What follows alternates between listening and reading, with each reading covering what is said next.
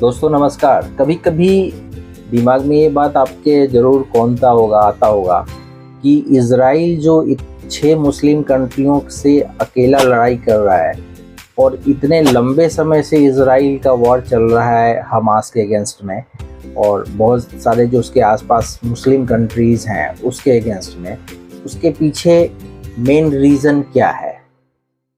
और देखिए, वॉर लड़ने के लिए पैसे की ज़रूरत होती है, बट उसको इतनी फंड कहाँ से आता है कि इतना छोटा सा मुल्क होते हुए भी वो इतने बढ़िया ढंग से वॉर को मैनेज कर पा रहा है।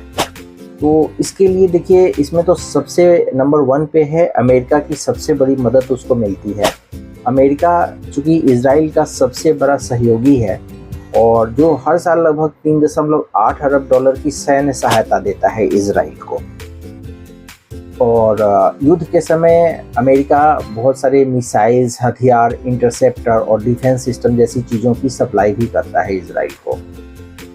सेकेंड नंबर पर इज़राइल की खुद की ताकत की बात अगर हम करें तो इज़राइल की अपनी अर्थव्यवस्था भी मजबूत है। इसमें साइंस, टेक्नोलॉजी, आईटी और एक्सपोर्ट, इससे भी उसकी कमाई बहुत ज़्यादा होती है। और इज़राइल की जीडीपी रैंकिंग की बात करें तो वो 29वें पोजीशन पे है। यहाँ प्रति व्यक्ति जीडीपी भी बहुत अच्छा है।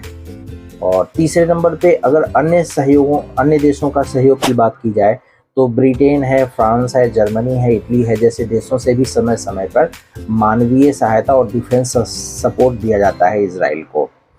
और ये देश युद्ध के दौरान फंड्स, हथियार और अन्य रणनीतिक सामग्रियां भी उपलब्ध करवाते हैं इज़राइल को।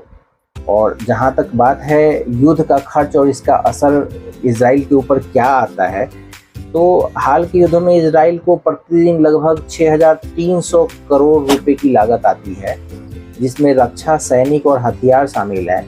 इतना बड़ा खर्च इज़राइल की अर्थव्यवस्था पर दबाव तो डालता ही है, लेकिन बाहरी आर्थिक सहयोग इसकी भरपाई करने में काफ़ी मदद करता है।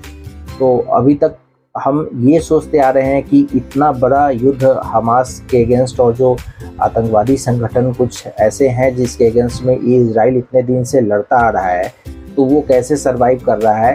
बाद बाकी बहुत सारे ऐसे छोटे मोटे मुस्लिम कंट्री हैं जहाँ पे भूखमरी हो गई है, वहाँ के लोगों को खाने पीने सब कुछ करने में बहुत ही समस्या आ रही है।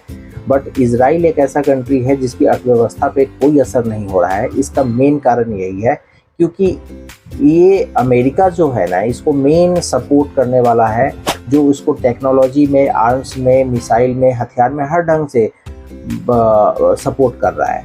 इसलिए इज़राइल इतने दिनों से युद्ध में टिका हुआ है और वो हर समय किसी न किसी मुस्लिम कंट्रियों पे या किसी न किसी जगह पे आतंकवादी ठिकानों पे हमला करता रहता है और उसकी अर्थव्यवस्था इसे चरमरा नहीं रही है। अभी हाल फिलहाल में उसने कतर पे अटैक किया है, जबकि कतर से उसका कोई लेना देना नहीं था, बट कुछ हमास के आतंकी वहाँ पे जाके वहाँ के लीडर जो है रुके हुए थे, तो इसलिए उसने कतर पे भी अटैक कर दिया है। जबकि कतर का यूएसए के साथ एग्रीमेंट हो रखा है कि कतर जो है हमास के लीडर को अपने यहाँ आने दे सकता है, और इसमें इज़राइल ने भी इस बात को सपोर्ट किया था, क्योंकि सपोज युद्ध के दौरान अगर कोई बात भी करनी होती है तो किस जगह को चुना जाए जहाँ पे ऐसे आतंकी संगठनों से बातचीत की जाए। तो इसके लिए अमेरिका ने कतर को ऑन रिटन पेपर पे जो है ना लिख के दिया हुआ है कि हाँ, यहाँ पे